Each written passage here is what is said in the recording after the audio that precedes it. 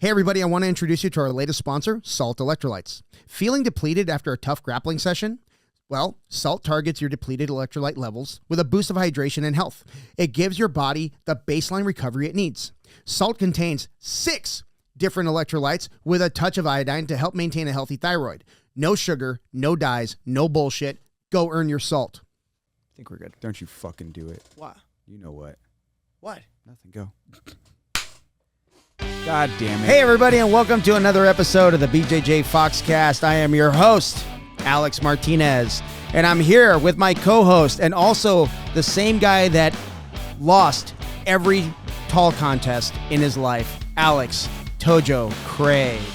Our special guest today. Let's do that again. Hey everybody. No, I'm just kidding. I like how it drives him crazy. Our special guest today is none other than Dee Cardoso, black belt here at Ares East. Right? No, let's fix it. What? Adérito Cardoso. Oh, fuck you, man. I can't say it that cool. Like, say that again. Adérito Cardoso. And how would you say Alexander? Alexandre. Yeah, that sounds cool. He'll never be able to do that, though. I like that. I can't do that either. But Dee is a black belt here at Ares East Mesa BJJ. He is the head coach of our 6 a.m. program, Dee's Death Squad, or DDS. Welcome to the show, brother. Thank you. Thanks for having me. Yeah, man. Yeah, we've been trying to make this happen for a while. It didn't happen last week because we had a power outage. Not my fault. I'm pretty sure it was Dee's fault. No, it was Alex's fault. No, we lost power. That's like out of my hands. Well, that's what happens when your school's in the ghetto. My school is not in the ghetto. It's ghetto adjacent. Do not say that. We were also waiting for this gentleman here. You know what? Yeah. I've decided. Then you said screw it. I've decided I'm not waiting for him. I'm just gonna do it, man. Then the lights went out. So. Yeah. See? Hey, let's talk about that tournament yesterday. What tournament? You know, we had a tournament here at Ares East Mesa BJJ. Very first in-house tournament we've ever done. The Novice Cup. No, it was a white belt rumble. So that came up with that logo, and like the first time I saw it, I was like, oh, that's perfect. Yeah, but it's because it's kind of a shit show kind of logo, and like I hope Mario sues you. White belt. What do you mean? The Ronin Rumble? This is a white belt rumble. Very different. At least the Ronin Rumble has alliteration. Mario, don't sue me. Mario, sue him. No, don't sue me. All the pesos in the world. You know, honestly, like just going through the rigmarole of like having to send paperwork in because you're being sued, that's got to suck. Mm-hmm. That's got to suck. He's just trying to talk you out of it, Mario. Do it. Don't do it. Don't do it. Ronin Rumble and White Belt Rumble are very different. They're both rumbles. I'll give you that. But Royal Rumble. That's Rumble in the Bronx. Shit, hang on. What are you doing? Oh, you can see but under the skirt? You can see under the skirt. Can't do that. Hide those panties. Can't do that. No, it turned out like way better than I thought. Like so we put this thing together in like 3.5 weeks. Yeah. And it was just a way to like, we want to raise some money. We want to get, the kid out to Vegas with his family, mom and his little brother. Yeah. And it's going to be his first out of state tournament, which is a big deal, right? I mean, we kind of take it for granted because we did it all the time, but we were adults. We're rich. Old. We're not rich. No, we're not rich. Dude, I still remember like going and, staying in hotels where guys were like $4 a room. Yeah. I did it. I did it. 1 year for Pans, we stayed at La Quinta. I'm sure I've slept on a floor too, like in a hotel room. Yeah. Because I'm not going to do the whole like sharing bed thing. No, I that's move just too weird. much. That's I move weird. too much in bed. I'd cuddle. Yeah. Yeah, that's kind of what I do. Give me your warmth, honey. I have a picture of Gerson washing my windows in my car. I remember that. At a gas station. I remember that. Yeah, we kind of caravan I was there. filling up, and he just like starts washing my windows. I was like, "Thanks, Gerson." Yeah, when you had the Subaru, wasn't it? When you had it's either that or the RAV4. One of the two. Yeah, one of those. yeah. Well, I think it was a RAV4. Yeah, yeah. They're lifted RAV4. My Les Brew. Do you guys remember your first out of state tournament? Yeah. It probably was Vegas. Was it scary or was already same since you guys did so many? We competed back then, like our school, like when we were at Paul's, we competed like at every fucking tournament. Yeah, local. Yeah. We wanted to win every tournament. Yeah. And then it was only like when we went to the Vegas tournament, it wasn't just us, like Paul's, like we were going as Nova Nyao, and it was Gustavo Dante School, and I think there was a Nova Niel school in Vegas, wasn't there? No, but No? there wasn't a lot of there would be visitors because Gustavo always had people coming from Australia, Yeah. or Of course, Brazil. Mauritia, Yeah. whatever, wherever Espen's from. Yeah. But it would always be there'd always be visitors, and we'd all just caravan out to Vegas and then have a good time. Yeah. And then Dave Blau would drive us everywhere because he didn't drink. Dave. He had fun. I had a Honda Pilot. You ever own one? A Honda Pilot? No. It seems It's like a vehicle. it's like for a you. small SUV, dude. It'll hold 9 people. It's not a small SUV.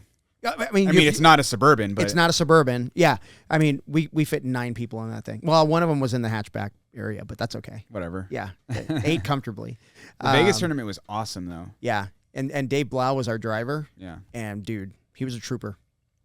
Well, remember it because it's on the south end. It used to be at this sport complex just south of the airport, so south of the Strip. Mm-hmm. And we would just stay at cheap hotels because Yeah. there was a bunch of cheap little hotels right there. So it was like a La Quinta Inn or whatever. Yeah. I stayed at the Fucking Hampton nice. Inn. But at the time, would you guys take any kids with you? No, I mean Gory. me. Yeah, John John Gorey Gorey. was underage back then, and we have a really fun story where Gary Hatch gave him $1 to play a slot machine, Oh my and he won gosh. $100. Yeah. First button push, he Of fucking course. wins, and we're like, get up, Get out of the way. Yeah. That's so funny. I think he was 19. I remember we were trying to go, he can't go into any of the bars because everyone wanted to go to bars, go to clubs or whatever, and he can't do any of that because he's 19. So Janine and I took him out, and I remember we got to the Eiffel Tower, at the Paris, whatever the fuck they call it. Yeah, Paris. And they're like, sorry, it's closed. We're like, come on, he's 19. He can't do anything here. So they're like, fine. And they just send us up. So we didn't have to pay. They just sent us up the elevator and was so that was kind of cool. Yeah, back in the day, we actually had a big women's team. It was Janine, and it was Vanessa, and it was I'm blanking on her name too. But it was Grace. Grace, yes. Yeah. And then what's her name? She was married to that brown belt redhead dude. Redhead dude. Yeah, redhead dude. He passed away. Oh, Skylar and Caitlin. No. Crystal. Crystal. No, not before Crystal. She was a purple belt at the old spot. She had OS physical therapy. Oh, Jenny. Yeah. So we had a solid women's team. They shit. kicked ass. That just kind of made me think about man, we know a lot of people who've passed away. Yeah. Unfortunately, it's that time. Yeah. The more we As get, we get older, yeah. The older we get. Well, yeah. neither of these guys passed away old. No. that's more even. Yeah. Yeah, it's Not worse. scary, but it's Yeah, it's little worse. kids too. Yeah. Yeah, little kids. You never know. Yeah, it sucks. But anyways, Rest in peace. Yeah. But anyway, so my first out of state tournament was white belt 2014 Vegas Open, and me, Marcos, 2014 was your first? white Really? belt. Yeah. Weird. Yeah, because I got my blue belt in 14 after Okay. that tournament. So Marcos, me, Kavika, and These are all Brendan. people you've never even seen because they all quit. Yeah, and Brendan. Cornell? Yeah. So we were all white belts, and Paul said, "Oh, I don't take white belts out of state." And I told him, "I'm signing up. You guys going?" Yep. Since when was that the case? he just said it. You know what I mean? And so we all won gold. So that was pretty Wait, cool. wasn't that in New York? No. New York was me, Brendan, Paul, and Josh Rodriguez. Okay. Oh, and Chris Rodinger. Rodinger. Yeah. He was there today. Oh, was he? Yeah, he's been. Nice, He's man. he's a forever purple belt. Yeah, he's a forever purple belt. He stays just long enough and then disappears. Disappears and then again. comes back. He sees the belt coming out. I'm out. No, he was really good, man. He would attack the legs a lot. I'm sure he still does, but yeah, he was a Nova Niel blue I belt think too. he attacks the cervezas. He a lot. attacks the buffet now, like a madman. But yeah, I think that was my first out of state one, and then I just kind of fell in love with the whole process of getting ready, and then setting up hotels and That's the worst know. fucking part. But I don't know. That was staying in them is the worst part because like it's really easy to compete locally because like you're sleeping in your own bed. Yeah. You know have your your routine. Wake up still. whenever you want. Eat Yeah. whatever you want. Yeah, pretty much, and then just get out there when you're competing. That didn't last long for me though because I was like a kid's coach at Blue Belt, so I had to be there all freaking day and then compete in the afternoon. That was rough. Yeah, and I think you asked about out-of-state kids tournaments, right? Bringing kids out of state. I don't think we ever had. I did. Really? Yeah, with when I was the kids coach at Paul's, we took 7 kids to American Nationals. Oh, cool. Yeah. Oh, that was nice. Yeah. So we did a fundraiser for them because we were trying to get them. We were just trying to pay for hotels, and then it turned into we could do a little bit more. We weren't able to pay for everything, but I can't remember the guy's name. Oh man, I feel so bad because he's so nice. He's still around. Okay. Not black belt, maybe brown belt, but we were like, hey, we're trying to raise money. You're trying to pay for hotels, whatever. And he's like, well, how many rooms do you need? I was like 5. And he goes, I can get you 3. He had so many points because he traveled for work that he gave us his points towards God damn. rooms. Yeah. Yeah. That was really cool. Yeah, So that's a big donation. yeah, so we got 3 rooms. I think it was that tournament because I know we took some kids to California too, but Kids Pans. We took some kids. That was the one where he gave us the rooms. Kids Pans. Gotcha. But we also took kids to Nationals. It was Kids Pans in California? Yeah, I was in Long Beach. Okay. Yeah, at the Pyramid. It's really cool. The good old days. Back in the day, When yeah, Pans and yeah. everything was Pans always... was close by, but yeah. So I remember the American Nationals because Amy and I went there. We spent the night, coached the kids, and then we drove to Long Beach from Vegas so we could catch a cruise that we're going on the next day. Lame. So, oh no, maybe that same day. Fuck, dude, that was scary, man. Going out there and you hit traffic, you're like, fuck. Yeah. So. Been there. Fuck Yeah. California. But when you look back and you guys would be able to like just take kids out, and then here we are like in 2026 where doing that is almost like frowned upon, and back in the days was something so cool and would make like the kids be part of the team, the coaches, and now just the thought of doing that, it's out of our heads because of what just happened like recently. Yeah. It's yeah. like almost It's scary. It's yeah. scary. I It's would like never- Alex I will never take kids now to Pens. No, Right. I would never travel alone with kids. Like I'd always bring the parent. Yeah. Like it's not enough to have like a chaperone for 3 kids. No way. Yeah. No way. If they go, the parent goes, or we don't bring them. That's just the way it is. Yeah. Like But it was always like this, or I always had that. That was always the way with me. Like the parent goes, or we don't bring them. Yeah. Yeah.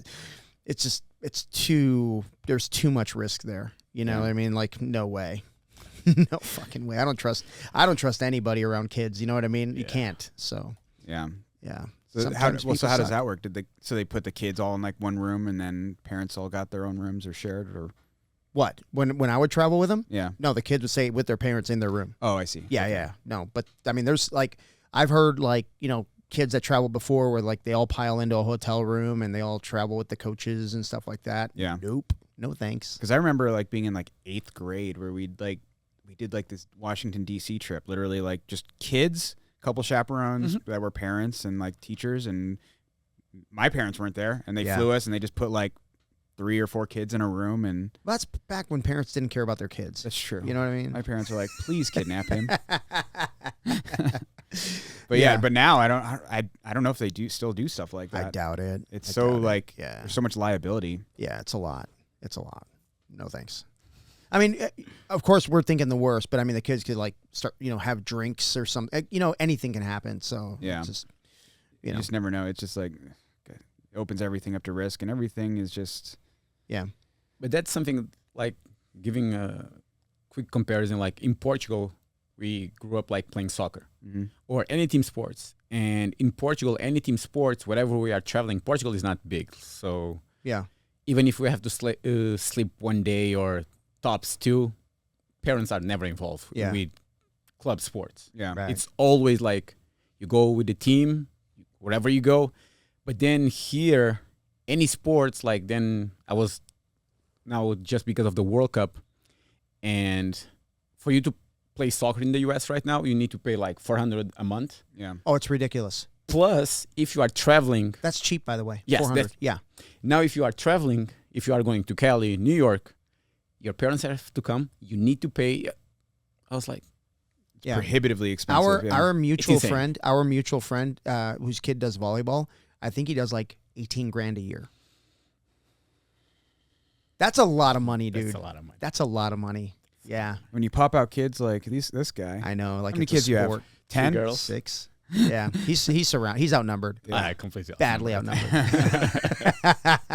Yeah. Are they all? They're all training, right? Funny enough, they got all promoted last Thursday and Friday. Hell yeah. So 2 stripes, Sienna, 3 stripes, Alani, and gray and black, Yasmin. Yeah. Nice. Awesome, man. Yasmin's earned it. Yeah, she's great kid. Super tough. Yeah.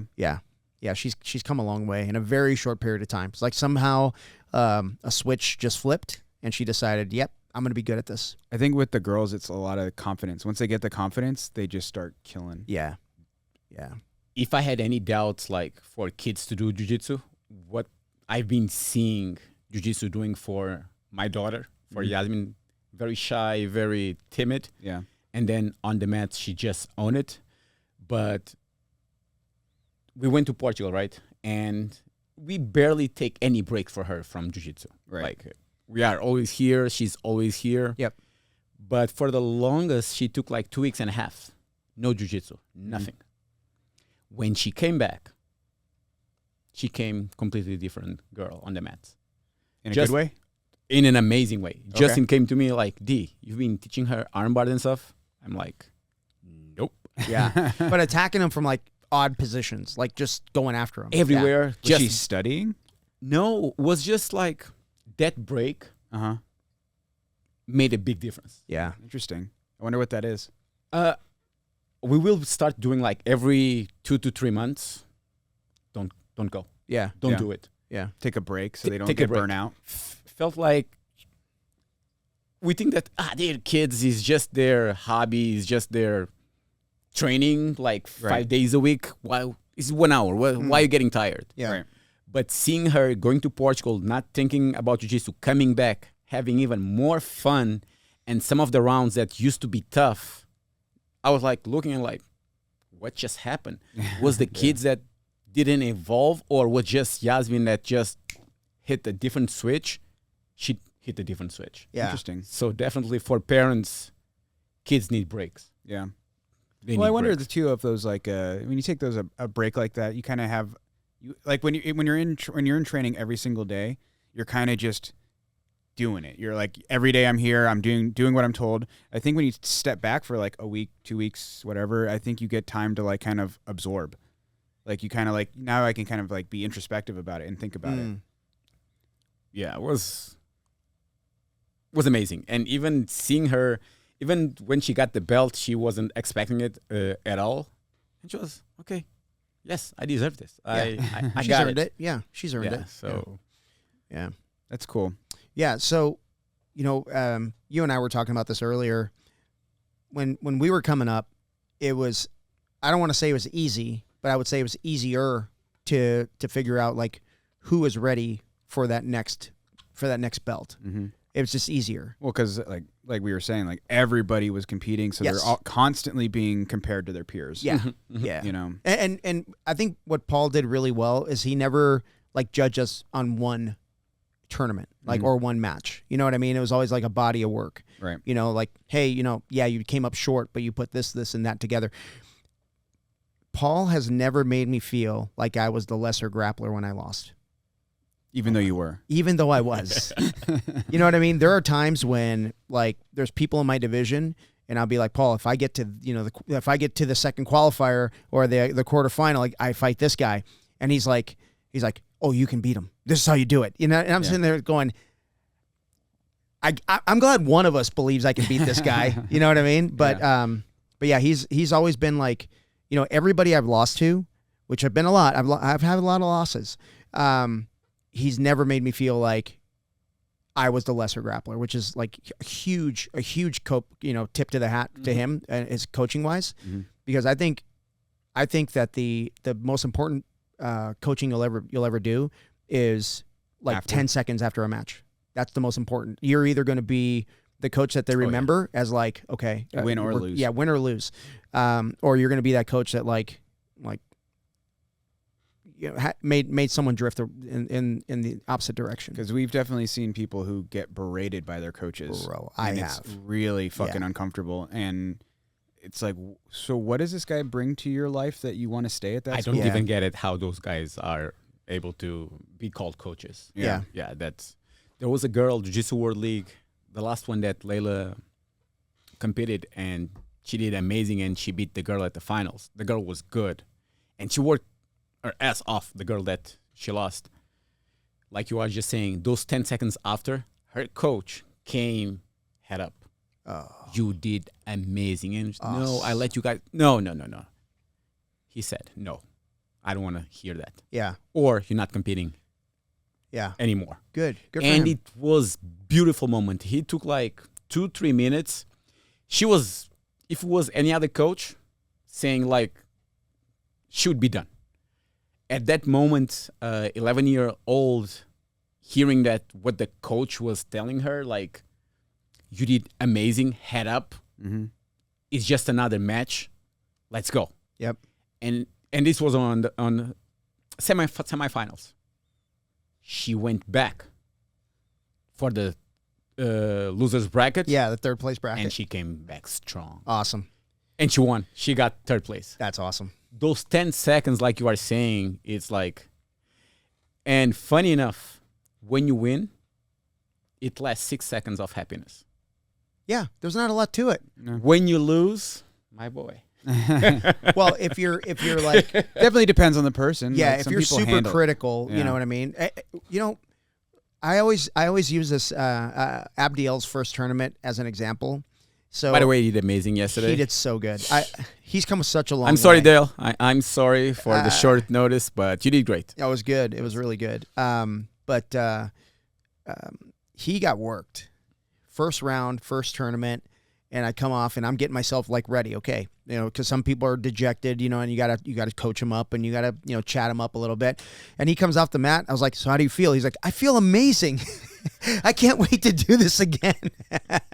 and then he showed just constant improvement from that point on. And the last tournament that he did, where he lost in the regular bracket, came back in the third place bracket and demolished the guy that he lost to. That's awesome. He beat him like 24-0 or something like that, and armbarred him at the end. So it was You're like, you didn't need to do that. yeah, I know. Like, rest up. Yeah, but again, when you can look someone in the eye and just say, hey, we got another match. Yeah. All right, you got to shake that one off, and they're like, okay, you're good, right? Yeah. You're good. But talking about kids is like, in a lot of ways, kids are really resilient. Yeah, They are. But the right person in the wrong way, like a coach, like someone that they look up to, or their parents saying the wrong thing at the wrong time, can make a kid never want to do jiu-jitsu ever again. Yeah, I can't remember what book I read years and years and years ago, but it was about how I screwed my kids up. No, it's like because I had kids like super young, and I didn't realize what I was doing when I lose my temper. I'm a kid. I'm 20-something-year-old kid. Yeah. Still learning my own shit. You know what I mean? And I lose my temper, not at them, but in general. Mm-hmm. And I read something that it made me feel like, fuck, I wish I would have known this. You know what I mean? Or I wish I would have waited a little longer to have kids so I'd grow up a little bit. But when you lose your temper, it doesn't matter at what. It could be in traffic. It could be on a bad golf swing. They internalize it as their fault. Yeah. They take ownership of that, what their parent is feeling.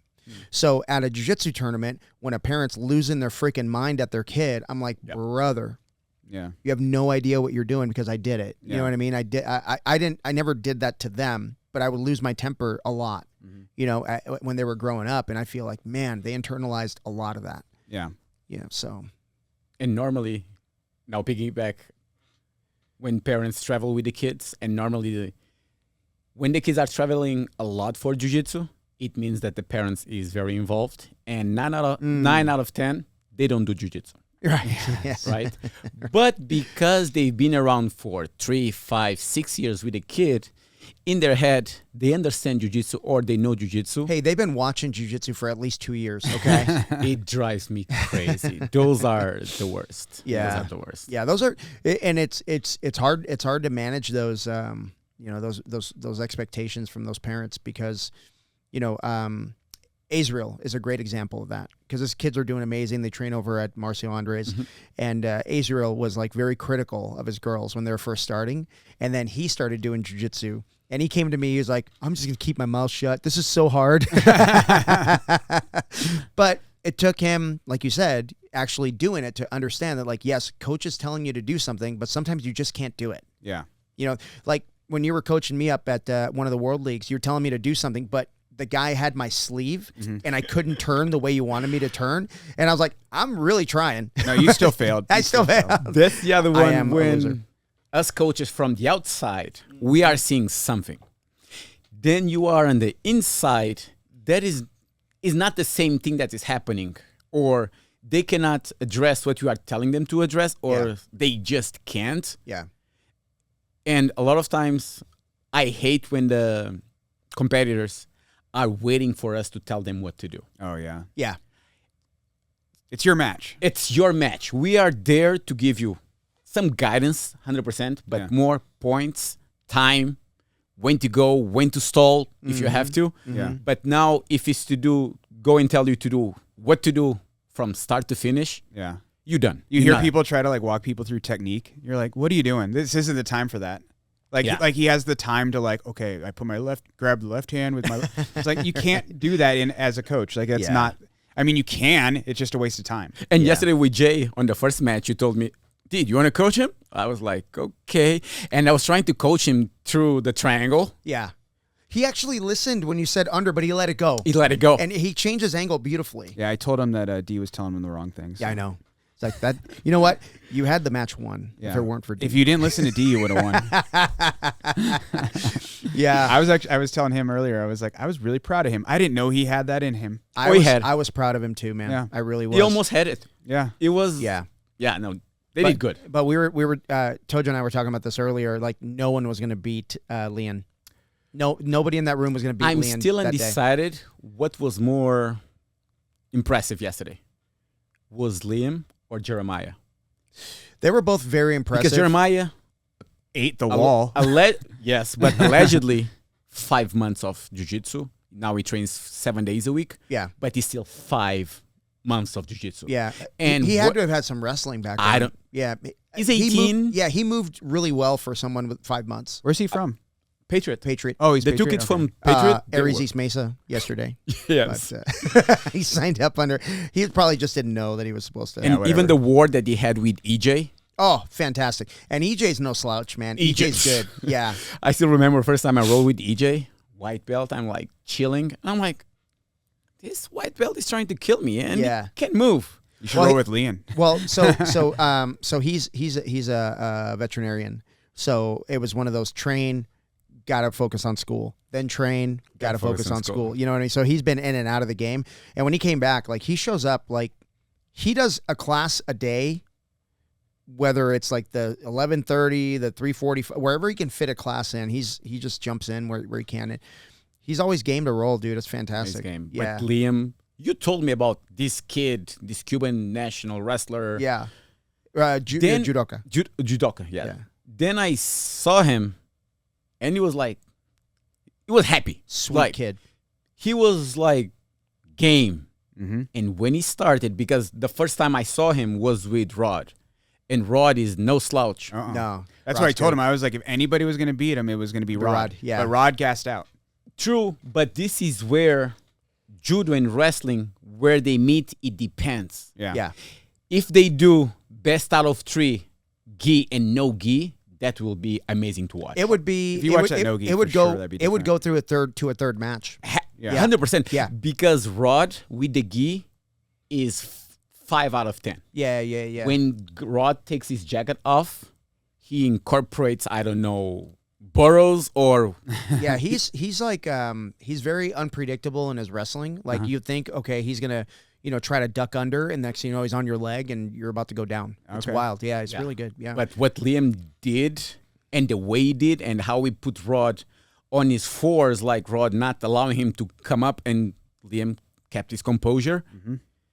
I was impressed. Yeah, but talk about the moment that the match is over and they're both sitting on the side. One of the most amazing thing yesterday was after the war that they had at the semis, I look on the mats and it's Liam with Rod chit-chatting, and then Liam grabs him and shows him how he was hitting the trolls. He's a fucking good kid. They were also like looking at the film too. Yeah. They were like sharing notes with the It film. was It was beautiful. so cool. It was one of those moments was like, yeah. 18 and 20 years This is how we all get better. I was very proud, man. Yeah. Yeah. It's like we're on the same team at the end of the day. Oh, yeah. So it's And cool. definitely they have so much to learn from each other, Yeah. from gi and no gi, and how both of them uses the wrestling and the judo. Yeah. And what yesterday kind of not surprised, but what I was really happy was with the level. I was impressed. Yeah.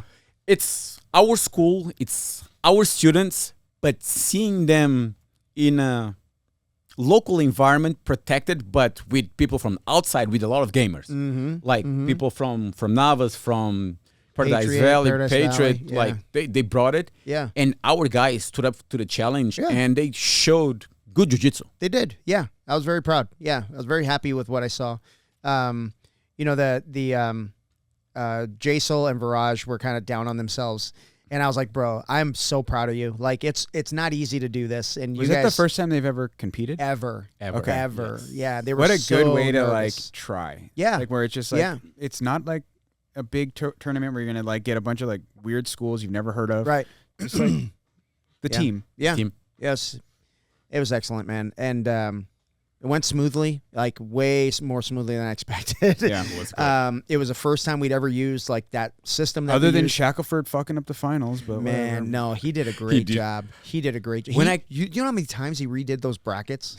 A few. Oh, he was so mad at me. I was like, bro, we got to do it. Yeah. Oh, because people But would come in late. And Yeah. You have to 'Cause- fix it. yeah. I mean, and then we didn't realize like there was like a like another version, like a downloadable version that we had to download so we can do what they call offline fights. So Okay. like in the, you know, when they do the consolation matches at the tournament for the kids, that's what they're doing. They're offline. They're not going on the main Yeah, system. they're offline. Yeah. Oh, interesting. So that's what the super fights were. So we couldn't make brackets for super. I guess we could have, but we didn't make brackets for super fights, honestly, because we didn't know who was going to show up. Right. You know, but the super Because fight, Bo didn't show up. right? Bo Kim, Bo Kim was supposed to fight. man, Carl. coward. After what he did to his brother on Friday, it was like, nah. Oh my gosh, I'm that's not too showing funny. up. Yeah, that's too funny. But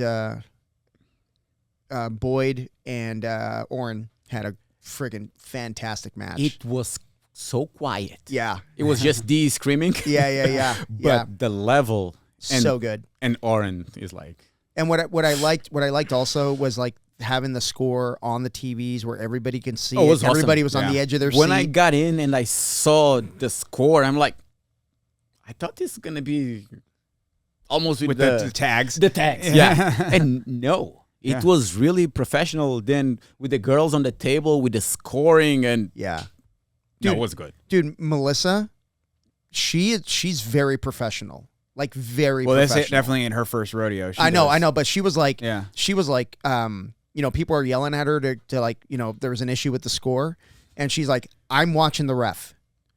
Don't talk to me. Yeah, Yeah. yeah. So it was cool. I mean, it's not her fault she had Colin. Yeah, that's true. Well, I mean, you gotta find your weakness and put the strength in there, right? And then the scoring is not easy. There was a moment where when Abdel did something to Dale and you were telling me, no. And I was like, okay, I'm glad I'm not a the ref. reversal. The reversal. Yeah. Sometimes it's really fucking easy to coach. Sometimes you're like, Yeah. Oh, yeah. I don't know. Technically, Yeah. And then Kelsey stepped up. Like she had never even seen the system before. Oh, she took it like a Yeah. champ. So She it was good. she rocked it. Yeah, she did. And then as soon as Steven left to get his kid some food, he's like, I'll be back in 30 minutes. I'm like, no worries. 30 as minutes? soon as we had an issue with the scoring table on Kelsey's side. oh no. Yeah, but Kelsey just worked through it. So Yeah. we got that We got that fixed. I mean, they can't make the system like too unintuitive. right, Like, right. otherwise, like you'll never figure it out. No, I would never. Because You normally kidding? it's always kids that are managing the Yeah. scoring. Which are like probably the ones that are more qualified anyway. True. Yeah. So that was really encouraging. Yeah. We're gonna put one together for kids probably in January, Yeah. and do like a Boyd just joined the team, right? like less than a month ago. Oh, okay. Yeah. He Where was from? Patriot, but he moved closer to here. It's too long of a drive. They have He some was over there with Rhett. great school, man. Oh yeah, absolutely. Great Rhett, dude, school. Rhett is a gamer, dude. Like Rhett was always the smallest guy in the middleweight division, Mhm. and but he would just jump in. He's a lightweight, but he always had like an injury here or there. He was dinged up.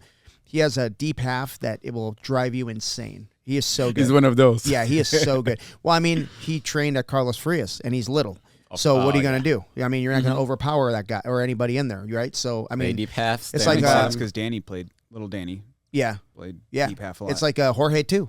I mean, there's like some good lightweights and below that have come out of Carlos Frias. I mean, out of necessity, yeah. they came out pretty good. So yeah, Yeah, chance. shout out. Yeah, He went from 225 to 185, and now it's just a handsome devil. dude, he is, and he's still just as strong. He is. yeah. Yeah, He is a and now he can nightmare move. to Now he around. can roll move. with. Oh, he's fast and strong now, Yeah. and he could good. always move. Now he can move. And- yeah, but Yeah. and good. Like And good. Jesus Christ. Sucks. He's like, I don't know if I should do Master Worlds. It's Shut like, up, yes, Jansen. yes, Dude, you fucking first time should. I bet he'd met podium. him, like 2 years ago, I was one of those moments where you go like 6-7 months, you feeling the man. Yeah. You just Yeah. destroying people or Yeah. not getting destroyed. Yeah.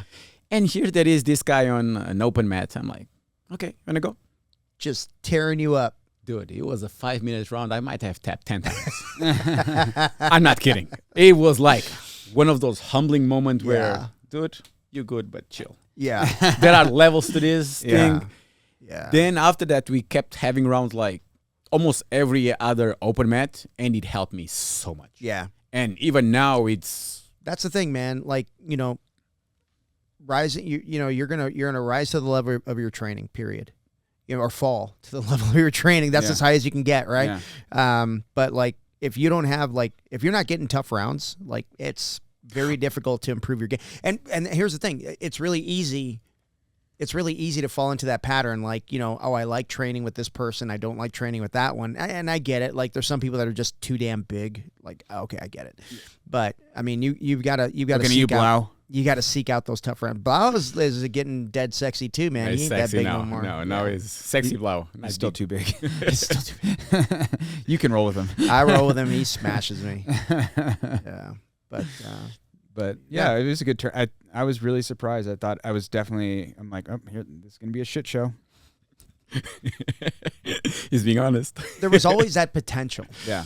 for it to be a shit show. And no, I just like the sportsmanship that came that I saw out of it. I like the community was cool. Everybody seemed to be having a good time, enjoying it. No injuries, no fights. No injuries, no fights. Not even a That's close huge. one. Yeah. No, Yeah. it was Yeah, so it's good, man. even Yeah. those big boys. And then I was even more surprised when the super heavies started. Yeah, And one of them pulling guard and playing bottom. yeah, inverting. Inverting. I was like, Yeah, okay, Yeah. all right. No, the that was level cool. was good. Yeah, that was cool. The level was Yeah, no, was I good. had a good time, man. Yeah, I was on. There was one point I can't remember who was competing, but there's 2 matches going on, and I just got this adrenaline rush, dude. It was like wild. My legs went to jello, and I'm like, holy shit, dude! Like I'm feeling it right now. It was cool, and then I was pretty tired after, and bet. so let me just tell you my week. All that work he did. Yeah. Standing around. Yeah, stand around doing nothing. My week was kids or Little Warriors promotions on Thursday, kids promotions on Friday, jiu-jitsu tournament on Saturday morning, kids movie night Saturday evening, and then This is called sympathy farming. yeah. Coming in this morning, I'm totally sympathy for him. Coming in this morning to take everything back to storage, and then podcast this evening.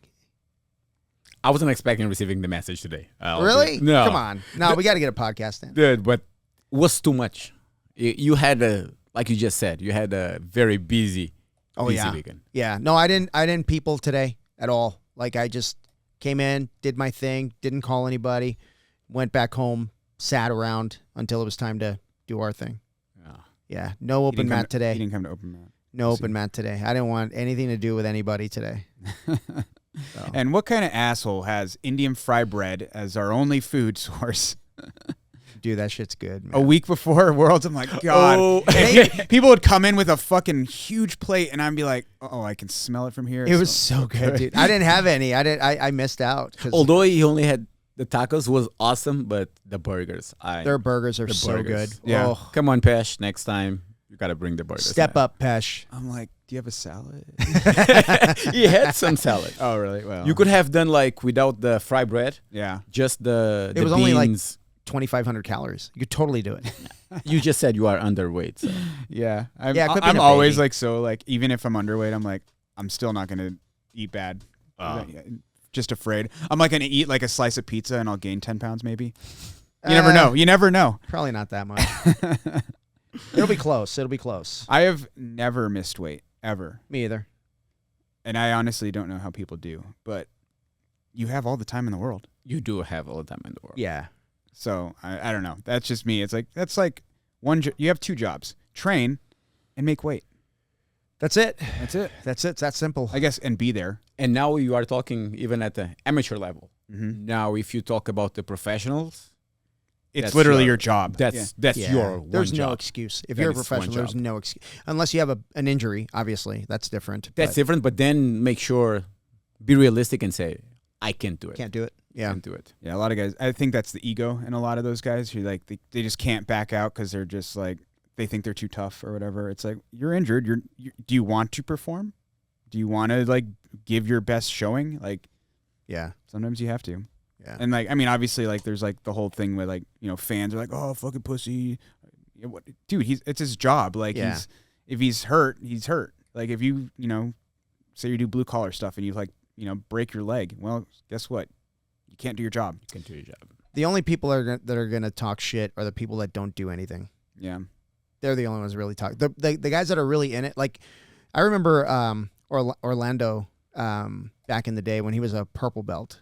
There was a guy, they were giving him shit because I can't remember what it was. He got a sponsor and everybody said, oh, that sponsor's shit or whatever. Yeah. And Orlando got on there. He's like, hey, this guy worked hard. He earned it. Yeah. You know what I mean? He earned the sponsorship, and I really admired him for that. At a very young age, Orlando was like very, He's always very been complimentary. like there's a lot of people who just like can't like celebrate people's wins. Right. Yeah.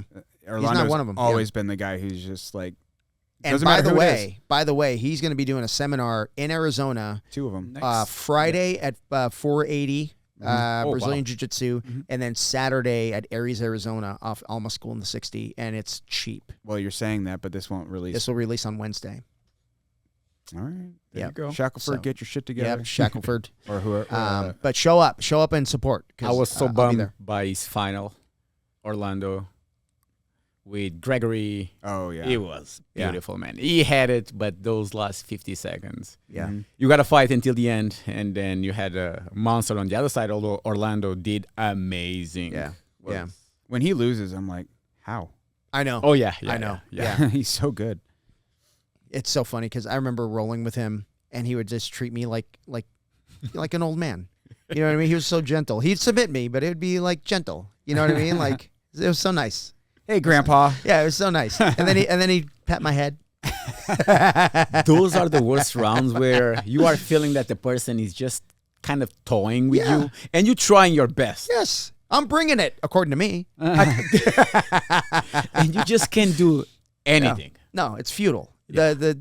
Resistance is futile. That was like your friend that came in town. God, what was his name? Black guy? Francois. Yeah, Francois. Yeah, that guy's dude. good. That dude's good. I'm trying to get him here. He started a very nice thing, 100 interviews with black belts. Nice. He rolls with them. Then he does is commenting on the rounds. Then Yeah. after he has an interview, only he's up to already 64. Okay. Then I told him, dude, come back to Arizona, and that's gonna be done in 1 week. Yeah. There's tons of people. Yeah. The amount of black belts that you have around here. Yeah. But yeah, Francois. But the funny thing with Francois, then we took him to Marcio, Yeah. and there was some green belts and yellow belts at the time. he was like, "What the hell is this?" The level these days is, Well, is that's so like high. Eddie when he talked about getting his black belt at AOJ. Oh, with Cole. Yeah, he got worked by Cole when Cole was a blue belt. Yeah. Yeah, just a child. Yeah, it's insane. Well, I mean, like Luis fought Colabate, remember A couple that? times. At brown belt. Yeah, a couple times. And he did awesome. He did by good. The way. He Yeah. did pretty well, yeah. Yeah, did really and good. Luis said like when he went to shake hands with one of the coaches, they were so complimentary. They were like really cool. Like, oh, that was amazing. Good job, all this stuff. So, yeah, That might be one of the things that might separate AOJ from everybody else. They work, but feels like they also very, at least from the outside, they nice. Yeah. yeah. I mean, when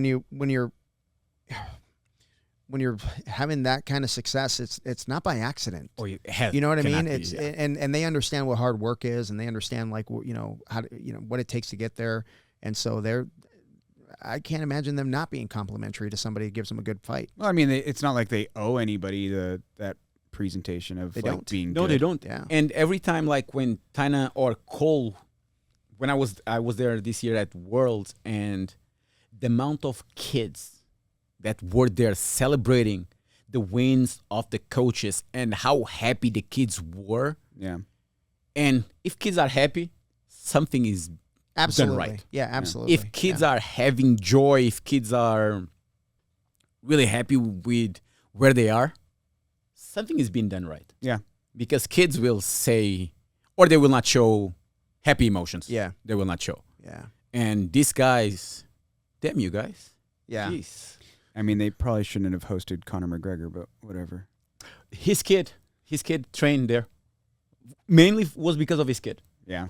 Yeah. What do you mean? I don't know what that. 2 weeks ago, Conor was in Costa Mesa. Oh, okay. And his kid trained over there with them. And they hosted him. What do you mean they Like, hosted him? they were taking pictures. And, Oh, I see. Yeah. I see. Yeah. I don't know. Fuck that guy.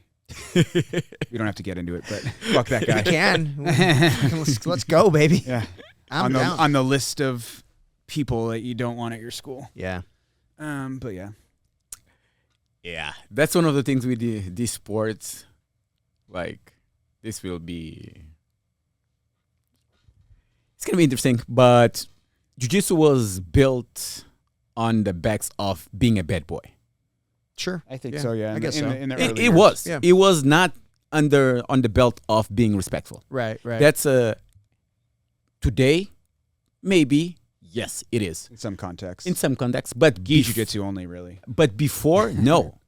Was you being disrespectful going to other academies and say, Yeah. let's go? Yeah. Yeah. And the dojo storming The stuff. dojo storming. And don't tell me that he's being respectful, showing, no. Yeah. We can find something as a tournament and we go and we showcase who's the best. But somebody come here from Taekwondo school as an example. Show me what you got. Why? I don't have to. Yeah. Yeah. So jiu-jitsu, everybody talks, but back in the days, and wasn't that long ago, was done by bad people, bad men. Yeah. Like even in Portugal, when jiu-jitsu started coming, initially, it was the guys that, the security guys, discos, guards, those were the people that had jiu-jitsu at their disposal. Mm, And they would do some bad Yeah. stuff. yeah. Yeah. And people would respect them because they were bad and mean, and it wasn't because they were jiu-jitsu black belts and very respectful. Yeah. Yeah. Yeah, I wonder how that turned into like, going from a bad person. I hate to say bad person, but a bad boy. Bad boy. And then all of a sudden like you meet these jiu-jitsu black belts that are just the sweetest people you've ever met in Like your life. what switched the culture switched? to like the being a martial artist But versus like just being a fucking hard ass? Yeah, but I wonder if some of it had to do with like, I hate to call it a commercialization of it, but they were trying to sell it. Might, but there was one person, Rolls Gracie. Rolls Gracie was a surf boy. Yeah, And allegedly, and all the stories about him, he was These aren't supposed to. he's always screwing around with stuff. Sorry, go ahead. he was the nicest guy ever. Yeah, And when Carlson Gracie had some riff between the Gracies, he was the go-between? the go-between. No kidding. Oh yeah. So he was like the peacemaker. Oh, it was the But he was like the baddest guy in the family, wasn't he? but also the nicest. No kidding. Also the nicest. Yeah, That's yeah. When why. Yeah. then when we lost him like for a stupid Hand gliding or something like hand that. Yeah, hit gliding. a tree. yes was stupid. Yeah. You lost like the pioneer of the good boy jiu-jitsu. Yeah, Let me put it this yeah. way. But yeah. maybe from that point of The seed was planted. the seed was planted. Yeah. Yeah, and you know, back in the day, jiu-jitsu was like very much a collective secret, basically within schools, right? And to go outside of that school and showcase anything to anybody was frowned upon, right? So there weren't like open mats like there are today, right? There was just like the loyalty thing was huge, right? Just And like Rolls was almost the first go to train wrestling. oh, really? Yeah, That's cool. how good he was because he said, no. I need to go learn Yeah. other stuff and bring it Yeah. and share. Yeah. Well, on the flip side of that, there was a guy, Dave Schultz. He was a big an American wrestler that I believe he was a jiu-jitsu black belt, like in the, I want to say like the 80s. Right? He got killed in the 80s, I think. So he was shot and That's killed. the Foxcatcher guy? Yeah, he was shot and killed. But I That's- don't know that that's he the was second time today that someone's brought that guy up. really? Yeah. No kidding. Yeah, I've got his autograph on those shoes over there. He anyway, yeah, I don't know that he was a black belt in jiu-jitsu. I want to say he was, but I'm not quite sure, but he did study jiu-jitsu. And he was like a world-class wrestler. And it's very easy when you win like Olympic golds and world championships to say, that jiu-jitsu stuff is nothing, right? So people like, Rolls and, Dave, they were really the pioneers of that stuff, I think. Yep. That's cool. No, it's Yeah. and even today, like when you see jiu-jitsu in the 90s, it was like one of a kind. Yeah. But nowadays, if you only have jiu-jitsu, you're not going far. At least in the MMA world, MMA world, yeah. Yeah. You- I mean, you got to be world-class at you everything. gotta be world class. Just like I really, it was easy for me to understand that, even though I was never in that MMA world. But like when you get to a certain level, right? Like I always use the example of triathlon. Anybody can do triathlon. It's open to everybody, right? The only people that are good, they're world class in all three disciplines. They are world class in all three disciplines. Not good.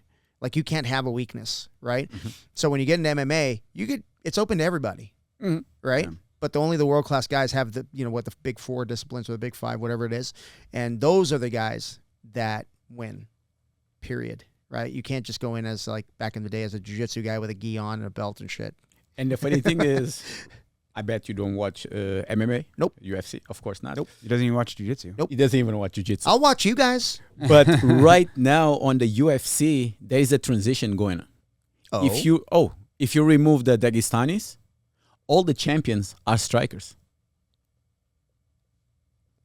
You can't say that. Oh, but You can't say if you remove... Dude, listen. No. This is a pet peeve of mine. It's a pet peeve of mine. But go ahead. no, it's just saying that right now, just having wrestling and jiu-jitsu, that's not going to save you. And Oh, I got you. Okay. then you have the other aspect of the sports. The people wants to see porrada. People wants to see brawling. Yeah. And then you have people doing grappling. People were really mad with Makhachev last week. They were pissed at him because he was doing what he was supposed to do. But now when they made this new agreement with Paramount, $7 or $6 billion, they want to see entertainment.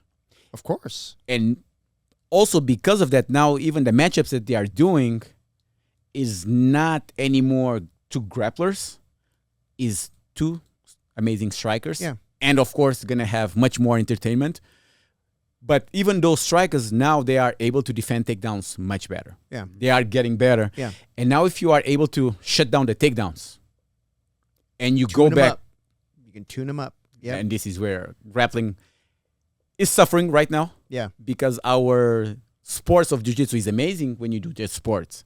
But if you want to do it on a level of grappling, Particularly when you're talking about no-gi jiu-jitsu too. No-gi, I think it's really it doesn't take a ton of training to get to a point in no-gi jiu-jitsu where you can kind of just nullify. Like if you need to like just disengage and stand up, like it's kind of easy to do in no-gi. If you're talking about like a gi, like say like you guys were, say you're in an MMA fight and you had a gi on, I'm going to drag you to the ground. And you're not going to be able to do anything about it. Yeah. You don't really have that same ability in no-gi a lot of times. And I think that's a lot of times why you see a lot of guys like ADCC, you'll see like a purple belt do really fucking well. Yeah. Because there's a lot you can nullify just by being athletic and willing to try hard. And that is something that is so amazing in our art, where a blue belt can win ADCC worlds. Yeah, the hierarchy doesn't exist. Doesn't exist. Yeah, it doesn't exist. In gi, that I might be wrong, but that will never happen. Yeah. That will never happen. Yeah. Blue belt. That's why the people like strikers. It's like even like the lesser striker could accidentally win. You can accidentally You win. always have a puncher's chance. Yeah. There's no way in hell a blue belt or a purple belt wins a black belt tournament. Yeah. Yeah. It just can't happen. I mean, all right, well, let me caveat that. There are some kids. Yeah, if you those have like green an 18-year-old and it's like they've been fighting training. Paul. No, Just yeah. kidding. No, But we are like- talking about people that you train for 3 years jiu-jitsu. Yeah, among your physical peers. And you come correct, and you go and you win. Yeah. Yeah. There's no accidentally winning a jiu-jitsu tournament. No. No. Yeah. No. No. You're talking about gi. Gi. jiu-jitsu. Yeah. Yeah, jiu-jitsu, I said. You're looking for trouble. Yeah. Nogi? Oh, you mean submission grappling. Submission grappling. Submission grappling. Yeah. Submission grappling. I mean, that's really what we're talking about, right? It is submission grappling, and that's why. I mean, like you said, if you have athleticism, you can weasel your way out of positions. You can stand up. You can get out of things. And you're willing to like take some damage because like God, you see kids like getting these like nasty guillotines and they just are letting their neck just get cranked on, dude. and they peel the arms off, and you know their neck is stiff the next day. Yeah.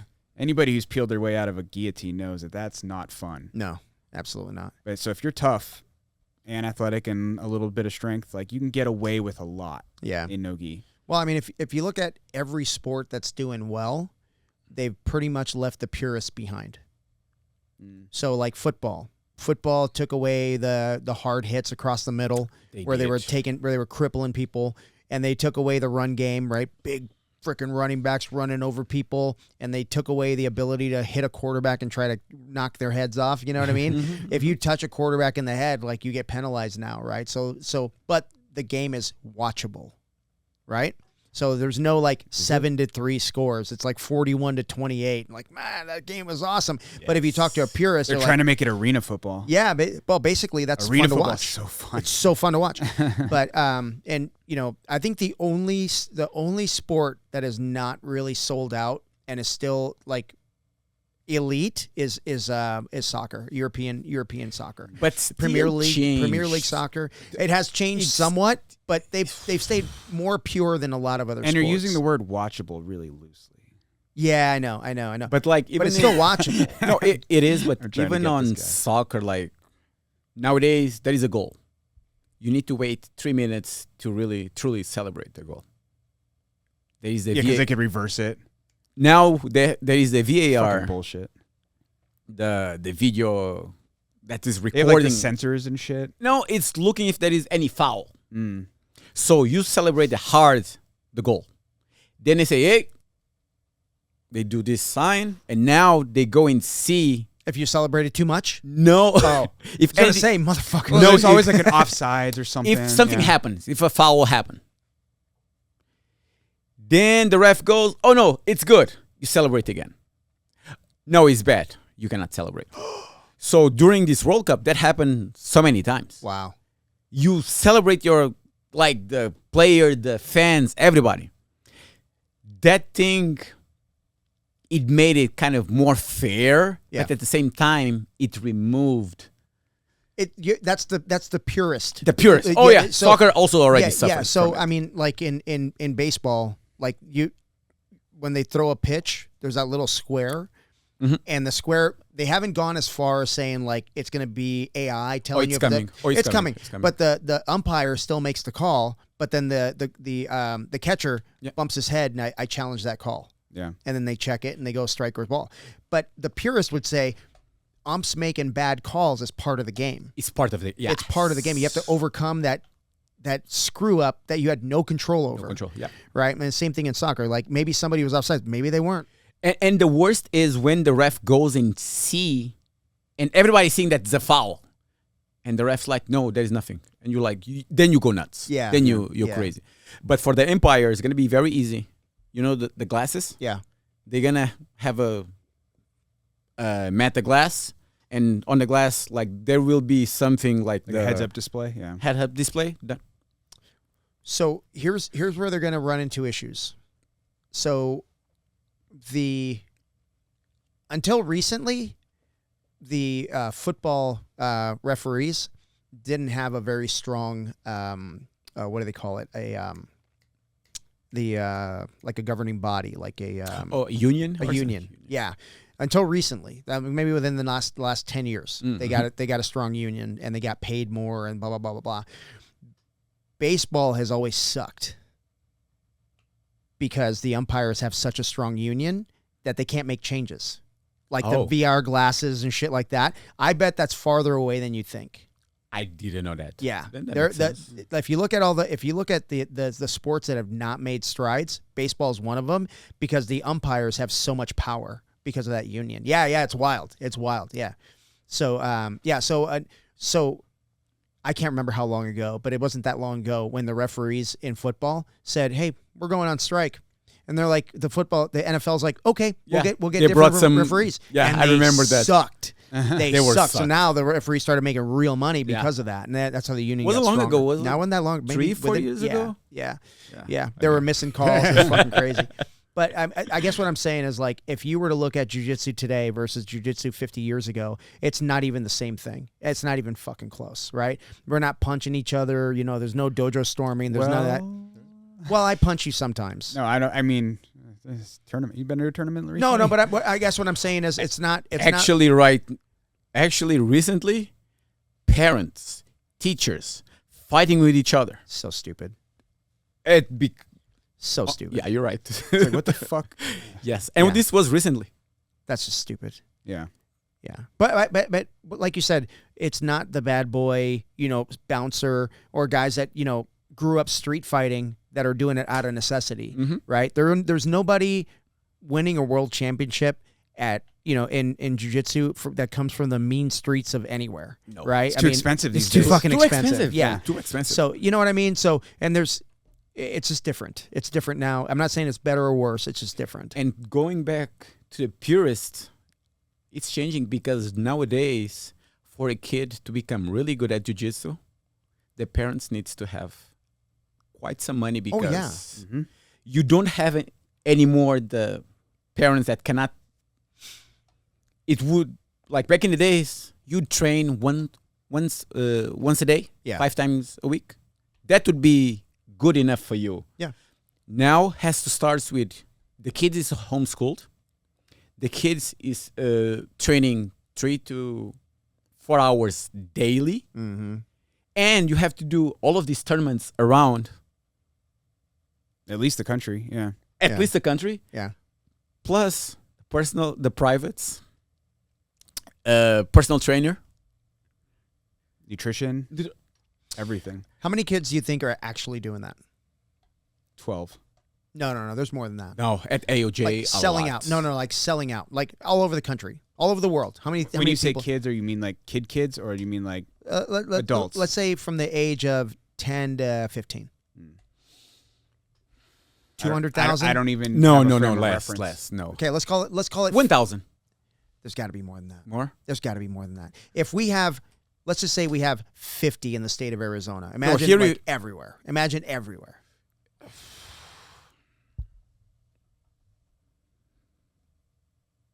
I don't even like kids.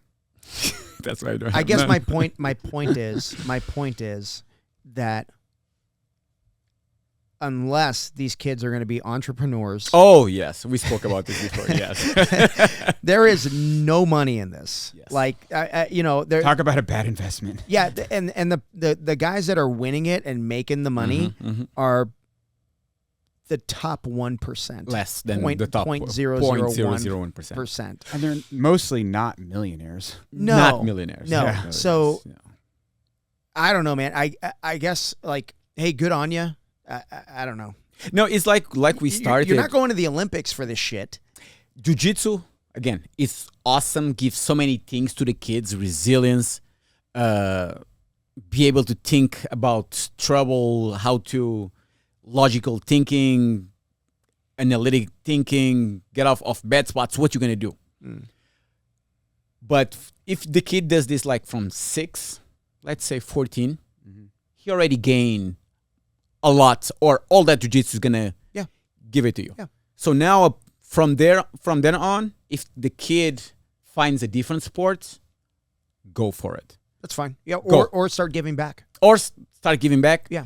But go completely all in jiu-jitsu, thinking that they're gonna become a black belt world champion and they're gonna become millionaires.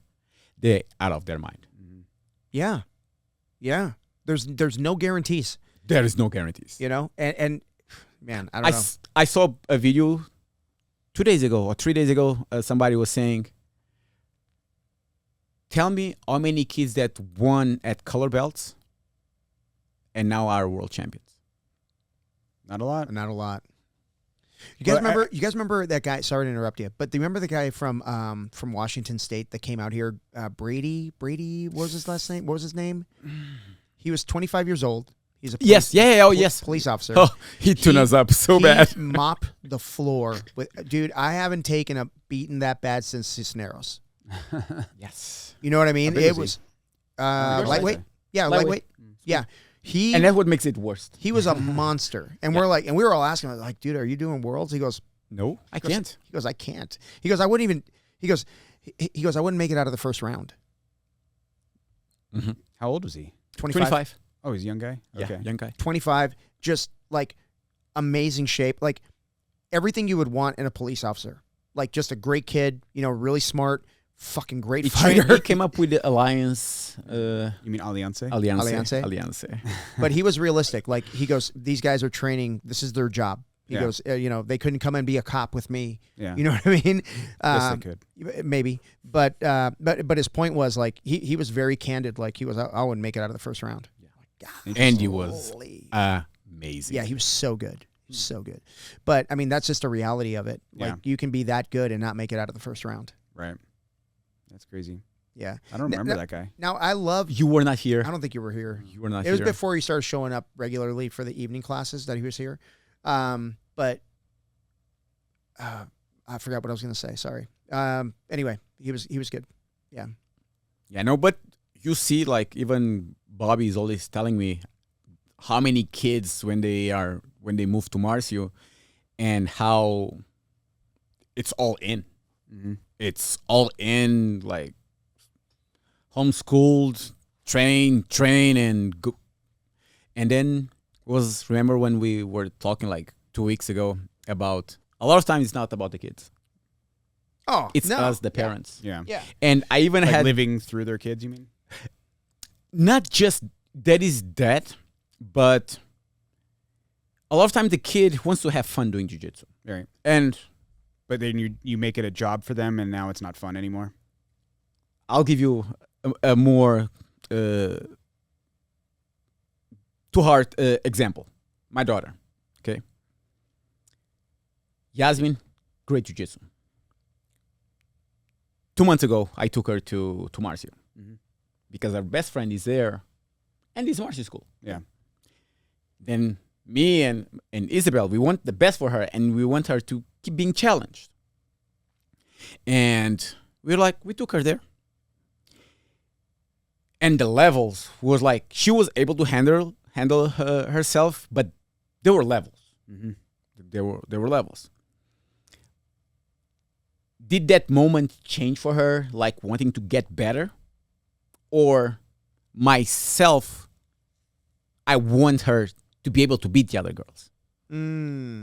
She didn't care. Yeah. She couldn't care less. Yeah. It wasn't about her at that moment. Yeah. Yeah. That moment wasn't about Yasmin get better. No. She needs to go there so she can beat those girls and she can Prove herself or prove herself. When Alex said it best when I was talking with him, it's not about the kids at that moment. It's about us, the parents. right.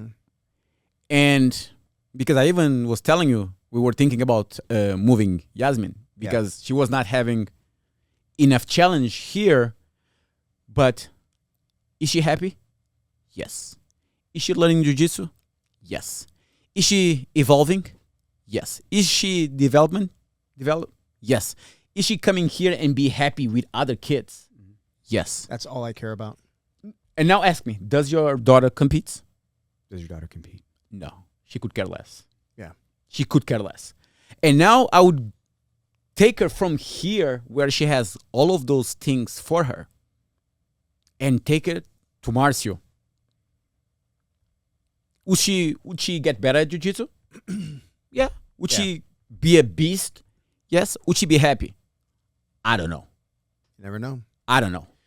It's a different environment. It's a different, Yep. although the environment there, from what I've been seeing, it's awesome. Yeah. But the first 3 months, you're going to cry every single day. Yeah. Layla told me, and Bobby told me, she cried every single day wanting to quit. Yeah. Then she became the monster. But just saying that a lot of times is not about the kids. Yeah. It's about us, Yeah. the parents. So we had a really competitive kids team when I coached at Navas. This is before everybody was being homeschooled, and it was Good old days. insane. Good old days. But we had a very competitive team, and there were kids that were maybe a little bit bigger, that would come in and just smoke everybody. And because they were bigger, the parents were like, oh, they're going to play football and they're going to do this, they're going to do that, right? So they would go play football.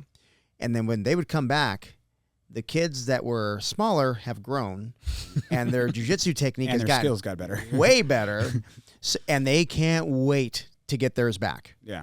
So they're working these kids. They're working this kid, one particular kid. I'll tell you offline. But even I know to who your you're talking point about it being about the parent would come to me and say, "Hey, can you put him with the newer kids because he's getting a little demoralized working?" And these are kids that he used to crank arms on and stuff like that. They were like, "Oh yeah, I can't wait." They were tuning him up. But when he showed up consistently, like he'd catch up because he's so athletic, right? He'd catch up, but then he'd go play football again. Yeah. And then he'd come back, and they're like, "Oh, here we go. We're 11 now, baby." Let's So it's just one of those things, man. It's just one of those things. Like if you disappear for a while, just know that your skill 2 weeks off the mat, and your skill is different. You got to catch up a little bit. Yeah. So it's just a thing. It's just a thing. Yeah, the thing I was going to mention earlier about like how like you see all these kids who win like kids pans or whatever, and like how many of them end up being black belt world champions or whatever. I think what happens with a lot of those kids is like people forget that like that end of the kids going into your adult phase of life, there's a lot of changes that happen as far as life goes. Like they're graduating high school, maybe they're going to college, they're trying to figure out, like a lot of these kids are smart enough to know that like they're not going to be jiu-jitsu millionaires. Yeah.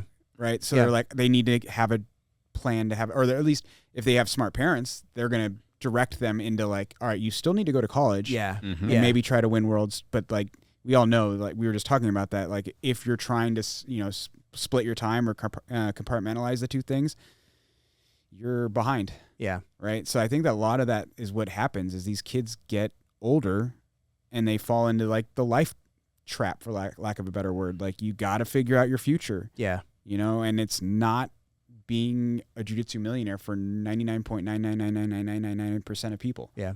Yeah. Friday I was talking with Arlo. Arlo just got her yellow belt. And Arlo, amazing jiu-jitsu competitor, but competing wasn't for her. No. She stopped it. And she was happy. She had success, by the way. Yes. Competing. She had a lot of success. She was very good, Yeah, but the adrenaline, anxiety, you name it. Yeah. Then I was talking with her. Arlo is at that age, 14. 14 to 16, it's when so hard to keep shit up. hits the fan for jiu-jitsu. It's so hard. Well, I mean, their friends are playing volleyball and basketball. And I was telling her, Arlo, the only thing that you need to keep looking for is having fun. Mm. Keep having fun while you're doing jiu-jitsu. Yeah. Keep having friends while you're doing jiu-jitsu. Yeah. Because 14, 15, 16, life will happen. Of course. And that's why, I always think about what I'm going to say when there's kids promotions, because it's hard to not come across as self-serving. Oh, 100%. It's very difficult. It is, man, because like, of course I want you to stay. This is a business, right?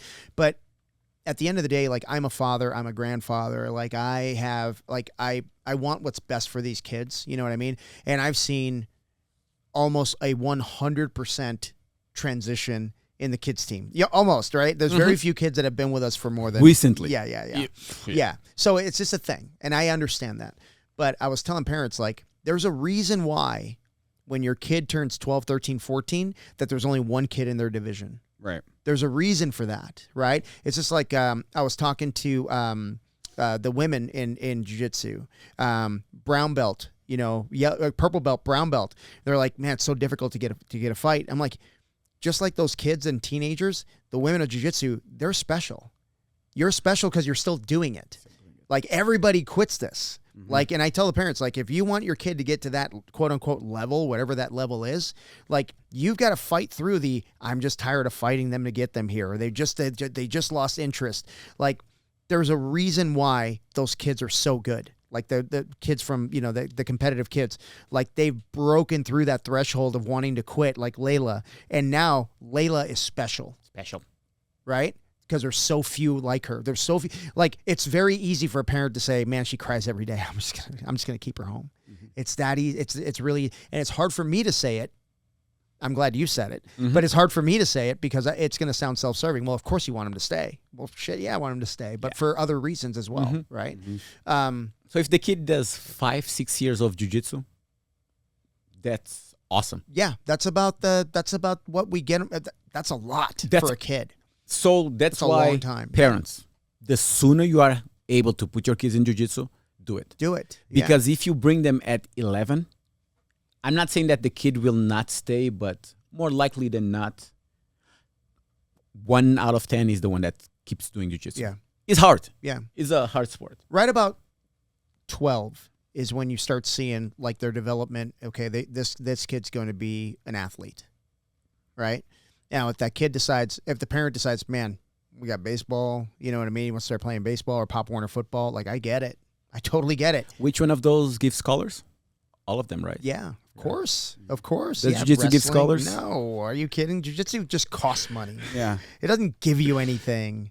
But there are worse things to have your kid in, right? Oh, yeah, 100%. Good community. Yeah. Great group of kids. Like, friends. I hate to say it that way. I hate to say it this way, but all the assholes leave. You know what I mean? There's very few assholes that stick around. They do leave. They just leave. Or the parent leaves. Or they start schools. Or they start. Yeah. I remember when we were the only school east of the 202. How many are there now? A few. A few. Like popcorn or cockroaches. Yeah, no, they pop up. No, there's a lot of opportunity. I'm trying to be PC here. A lot of opportunity out here. That's all. 55. I just saw it first in the valley. 55. I think plus. Carlos would disagree with you. That's true. No, Carlos is west of the 202. Okay, but you I guys am are east. on to the 202. I'm just saying I'm east of the 202. Okay, fine. Yeah, move the goalpost. We don't pull from the same neighborhoods though.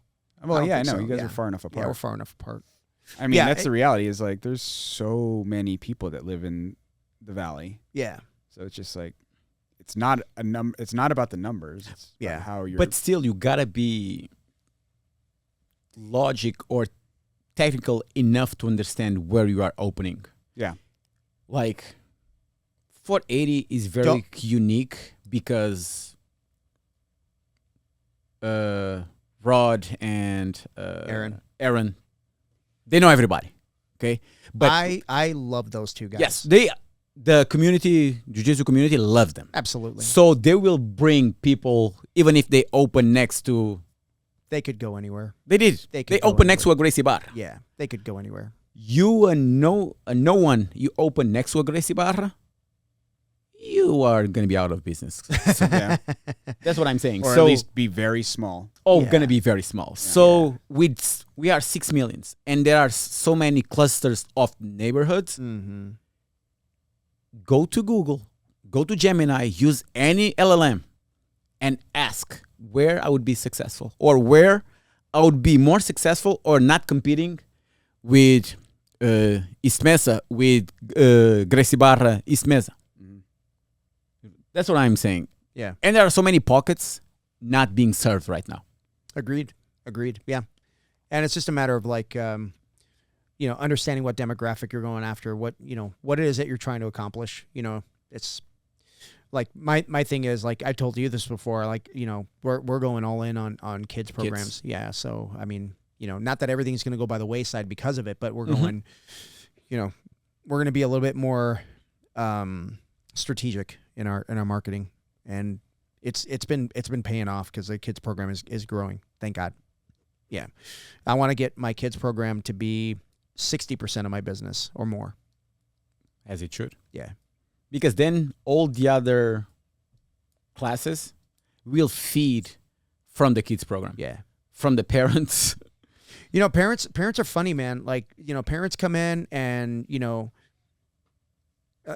I've told you this before. I like to see people for who they could be 5 years from now, right? Mm-hmm. And parents will come in and be like, I just want my kid to get some, some kind of discipline or, some kind of thing, right? And I'm like, you are going to be on the mat in 6 months. And it works out that way. The kid does it. The parents look, checking it out. And all it takes for those of you that have a school and you're trying to figure out how to get parents to come to your school and train, get the parent to bring their kid to a tournament. There is something about that freaking atmosphere in the tournament where everybody just wants to do it now. Yeah. You know what I mean? They show up and like, oh man, I'm doing this next time. It's exciting. Yeah, it's exciting. And the parent's like, I could never do this unless I train. Fuck it, I'm doing it. You know what I mean? They jump on the mats. It's so intoxicating. I can't explain it. Like it happened to me. I had no desire to compete when I joined jiu-jitsu. I did not join jiu-jitsu to win by advantage. Just understand that. I did not. Dude, I was so fat. I was just trying not to die of a heart attack, and I just don't like going to the gym. Like, I hate going to this day, I hate going to the gym. The amount of stories at our academy of people being 200 plus. Oh. It's insane. It's and insane. I'm like, no. Yeah. Even Cayman. Yeah. Cayman, he showed me his picture. I was like, that's your uncle. Oh, you saw Fat Cayman? Yes. Yeah. That's not you. Yeah. No, we got people that are like, getting off their pre-diabetic meds and, just getting into better shit. It's awesome. I love that. But for me personally, like, okay, so I can't remember what tournament it was. You competed. I think you may have gotten footlocked. It was you were a white belt. Shame on you. I don't get footlocked. At white belt, I footlocked everybody. Man, maybe that was it.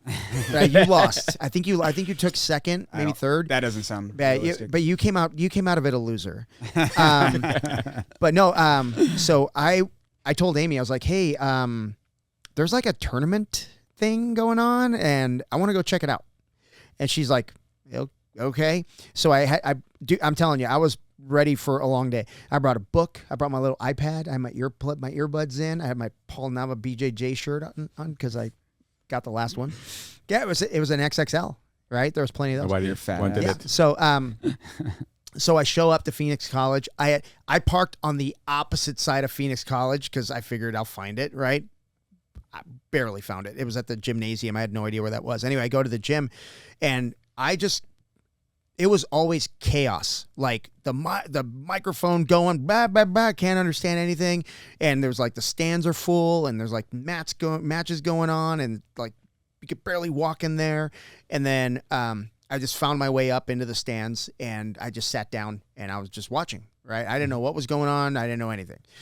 And then there's a guy that used to train with us. He moved to Globe. Ross, remember Big Ross? Oh yeah, Big Ross.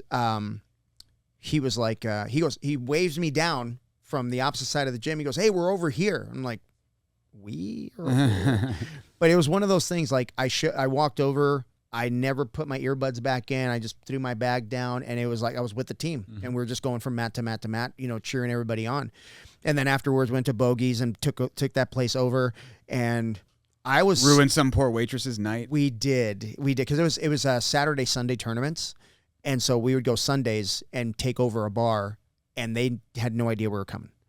So imagine a Sunday at a bar where you have one server. Yeah, 30 idiots walk in. And 30 idiots walk in. Yeah.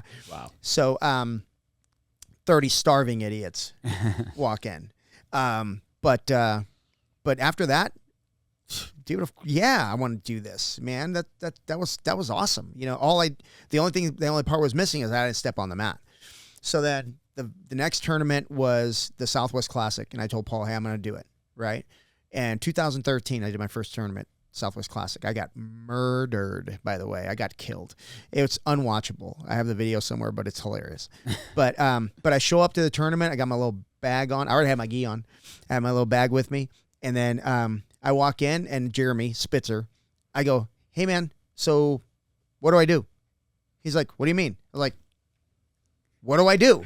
He's like, oh, shit. So he walks me over to where they used to have the test scale, and it's like dead end down the end. And there's a long line, and I'm like, so I just weigh in here? He goes, no, you check your weight here, and you weigh in, blah, blah. He's kind of showing me the rope. But that's what it took. Like, I mean, I showed up. I had no idea. What I was doing. I'm on the test scale. I was like, okay, so I'm good now? He's, no, you're not good yet. You have to check in when your name comes up. Or I don't think they even had the boards yet. I don't remember when that. Because the brackets were still on paper. Mm. So we had to find your thing. Okay, this is the time you're going. And then you kind of show up, and they're like calling your name. And then you walk up and you weigh in. And then you go. And I lost my first match by 1 million or whatever. And then I lost my second match. And then because it was a 3-person bracket, I remember Dave Barnes tells me, he goes, okay, so he's giving me all this advice. This is why I tell people, read the rule book, because you're going to learn shit as you go, and it's never good. So he goes, all right, so if you get somebody in your closed guard, it's their responsibility to get out of your closed guard. You don't have to open your guard. I'm like, awesome. So I'm getting like killed. I think I was down like 11-0 at one point, and then somehow we scramble, and I get him in my closed guard. I realize now he dove into my closed guard to kill time. Yeah. So he's in my closed guard, and I'm blocking my feet and like, all right, bitch, you're about to get DQ'd. And Dave starts yelling, you have to open your guard. And I look at him, I was like, make up your fucking mind. Yeah. So that was my first experience with a tournament. And I was just hooked. I was just hooked after that. That was awesome. Yeah, that was amazing. Yeah, I came off like Abdiel. And then second tournament was for the first Dan tournament. I got killed in that one too. And then I finally won one. It was the Arizona International or something like that. I took a guy down. It was a 1-person bracket, 2-people bracket. And I took the guy down, and we landed hard. And then I turn around, and I'm walking towards the middle, and I turn around to shake the guy's hand and go again. And he was still on the ground. So he busted a rib. Oh. My first win, baby. By injury.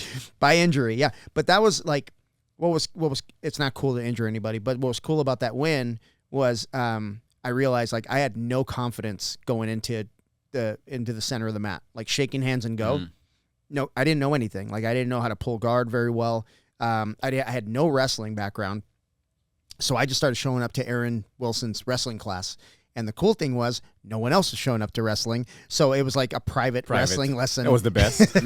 every other day or whatever it was. But it paid off. Like just having that confidence, like I can take the guy down now. That was really cool. So and that to me is what I've gotten out of jiu-jitsu competition. Like every single competition has always been a learning process on what I have to improve on. And then I can just work on shit. Yeah. It's kind of fun. Yeah. Did I just rant? I just ranted for a while. I didn't listen. I checked out. Did you? Yeah, good call. Good call. I don't blame you. Yeah. But yeah, so I mean, what was your first ever tournament? Do you remember? No. I don't. You're like, "Oh, 2020 blah blah blah." I'm like, "Oh, I remember them all." I don't fucking remember. I remember them It all. was definitely 2013 because I started at the end of 2012, so. Yeah. But I remember doing pans. I remember doing a bunch of tournaments as a white belt, but I never did pans at white belt. I never really paid attention. Yeah. Paid attention. I don't know why, but I never did pans and white belt. I did a blue belt. It's fun. I went to Irvine, California to fight a guy from Gilbert. That that venue that Pans was at was awesome. Oh, I loved it. Yeah, because it had elevated seating. It's kind of like Mullet a little bit, where if you're in the stands, you could see everything.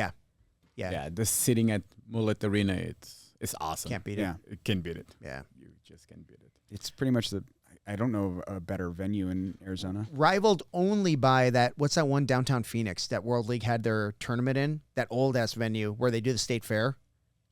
Oh, in the Coliseum? Yeah, that was good. I really like that.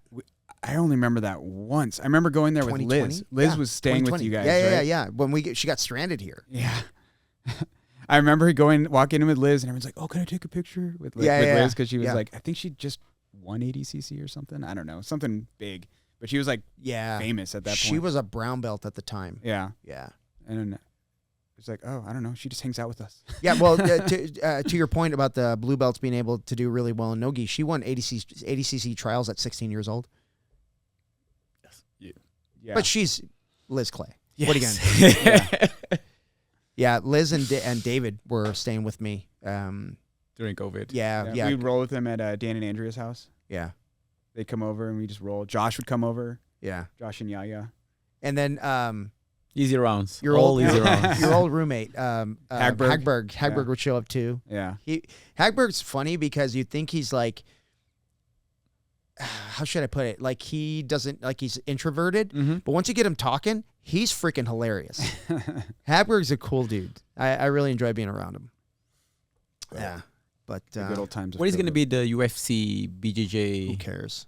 No, you better care. You don't have kids signing up for it yet? Probably. Yeah. And it's going to be in Phoenix, downtown. Why bring that up?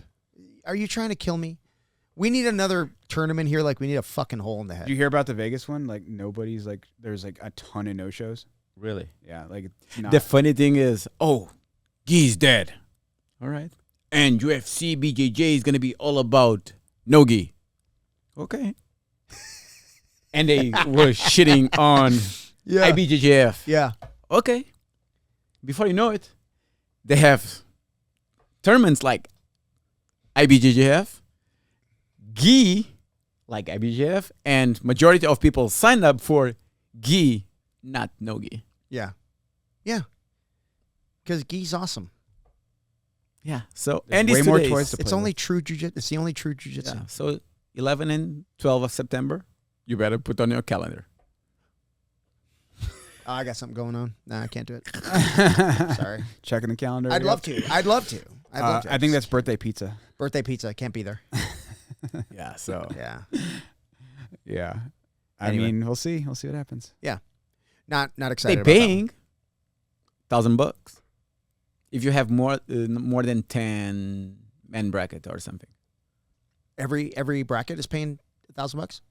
No if way. you have not, I think at black belt or something. Oh, okay. It's probably adult black belt only. 10 plus competitors. Yeah. Otherwise, it's like 500 or something. So the word is they paying. When is ADCC? This coming weekend, right? No, we are Or next week? 4 or 5 weeks away. I think it's sooner than that. I think it's right around Worlds. It might be the Or weekend after. It Might be, yeah. right It's after. soon. It's very soon. We could look it up because we all three have computers. in I our can't. phone. I can't undo this. All right, I'll look it up. Yeah. You guys talk. Yeah. Yeah, that's it's interesting that they're doing it so close to they- Master Worlds and all that. Oh, yeah. And Right? it's, yeah. Yeah, exactly. It's the biggest jiu-jitsu tournament in the world. Yeah.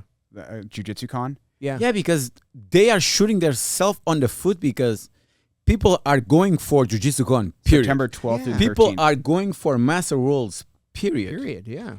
I mean, I'm not going there for any other reason. Yeah. But do you see the interview with Clay talking how IBJF does pay? They just doesn't advertise as much. Yeah. That's classy. No, she was but No, that's classy of them to not, yeah. but she You don't have to say brag about say it. what you want. but she could have like be sour because she has all the reasons in the world to be sour about IBJF because what they did to her. Unlike most people who just are just sour because it's cool. No, she has legitimate reasons to be pissed at IBJF, and she was like, "No, they pay for this. I'm like, well, wow. I was kind of upset at the videos that are coming out, like at the at Kids Pans, where there's a kid that freaking wins by submission, and then the guy does a little earpiece, and then VAR. There you go. Restarts them because the person that lost had done an illegal guard pull Way before. and the match should have been stopped then. Yeah, it's more than one. Well, that's like the soccer. Yeah. Exactly like soccer. But the kids had been going for like 3 minutes, and then the guy's like, we got to restart you because, Nice sub, though. Yeah. So going back to And then the kids lost. The kids that... So going back to the jiu-jitsu getting away from the purist, they call it VAR, the referee video, whatever. Yeah. We are moving because now things are happening in real time, and you are fighting. You in your head, you are up by 3. Oh, yeah. Right? The points thing is like a big one. Before you know it, 100%. I'm down by whatever. Yeah. Yeah. When So the guy what does you- this, you're about to get screwed. Yeah. Yeah. And, And like, they and the don't- argument's like, just keep fighting. It's like, okay, says someone who's never competed. Because like you have to play tactically. You manage your match. Or then they gotta by- stop the fight. Yeah. Or by the way, And figure it out. That's not your last match. Yeah. Oh yeah. So if you're like managing your match, it's because you got 5 more. Yeah. Yes. Yeah.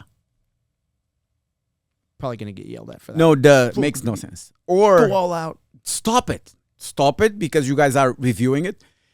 Then they do it, and sometimes it takes 5-10 minutes. Yeah. And I'm like, How does it take that long? Yeah. yeah. Especially when you can just rewind it 10 seconds, a minute, or whatever, and be like, okay, we're looking at this. All right, easy. Yeah, no, Yeah. it's 2 points. Well, my first match at Masters International, the guy took a minute to raise my hand. Like he was doing this, and I'm like, what is there to watch? I fucking killed him. Yeah. What is there to watch? I hate Yep. I hate when they do that, when it's like advantage and it like doesn't change the score at all. Yeah. Yeah, And you're yeah. just like, Dude, stop it, man. why did we wait 5 minutes for that?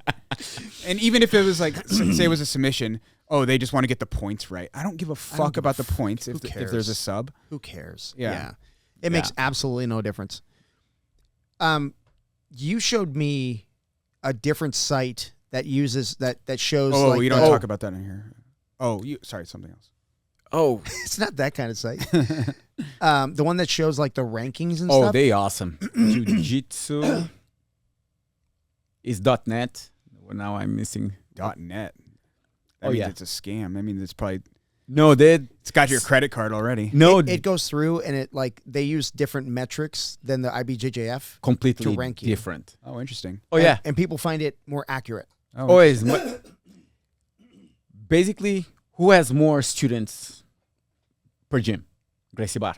Mhm. So by that, they would be able to win they've been winning all of the rankings year by year. Yeah. Like I mean, everyone knows like when you're talking about organizations that win, it's like Sheer largely number. it's largely about gross numbers. gross numbers, they don't do it. Yeah, it's like a per capita kind of thing. Yeah. Kind of per capita, then they rank. You're like, You damn are- it, still AOJ? No, you are like elite. Alex is diamond, Whoa, and I'm regular. So when you beat me, you get 2 points. When you beat Alex, you get 10 points. So now you can see also by school who's like up and down, and they get your information from every matches that you've been fighting. Everything that is logged, they have access to that That's information. neat. Yeah. Oh, so, it's so awesome. so beating, winning as an underdog gets you like way higher in the rankings. Yeah. I thought that was really cool. Yeah, that's pretty cool. I can Yeah. find it. But are they only using data from the IBJJF? Everywhere they can, So probably like smooth comp data, like Yeah.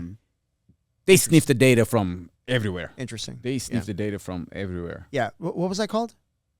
Let me see. Jiu-jitsu. But you don't have it bookmarked? What is the matter with you? G? Jiu-jitsu net. Jiu-jitsu.net? Jiu-jitsu.net. Yeah. That's it? Interesting. Jiu-jitsu. How'd they get that? That's kind of cool that they got that. Let's see. Alex Cray. No, let's not do that. Oh. He's last place in other sports. There you go.